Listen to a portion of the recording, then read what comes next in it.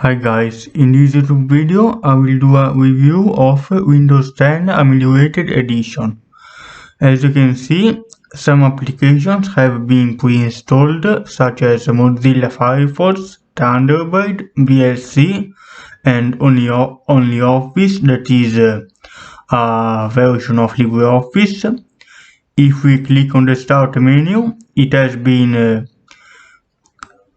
replaced by OpenShell. If we right click click settings, we can customize OpenShell.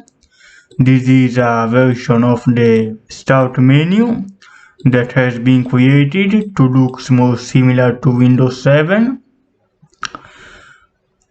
For all those people that like Windows 7, you can do a lot of customization. For example, replace start button or change the skin, for example metallic, to make it more similar to the old Windows 7.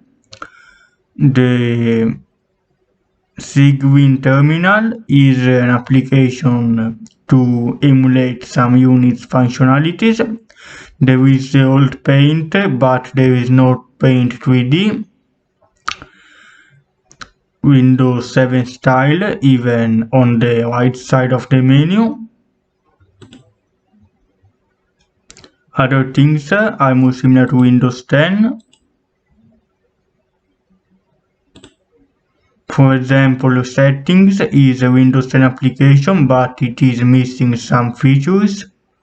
For example, in Windows updates, because they are not working. Here it says that there is no internet, but in reality internet is working fine. You need to go to the control panel. This is Windows 7 style 2.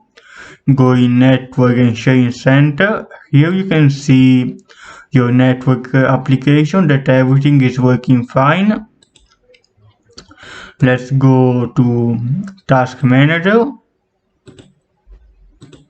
As you can see, only 1 GB of RAM in usage. Services, a lot of them are stopped by default to give it a more light version. Here you can see that Firefox is working fine.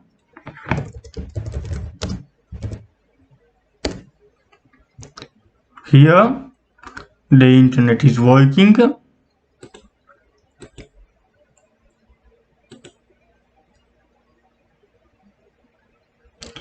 Near the shutdown, you can choose if you want to switch user, log off or lock. Default username is user. Default administrator password is Malte. You have a user account, and if you want to perform administrator tasks, you need to write the administrator password for every application. See you later, guys.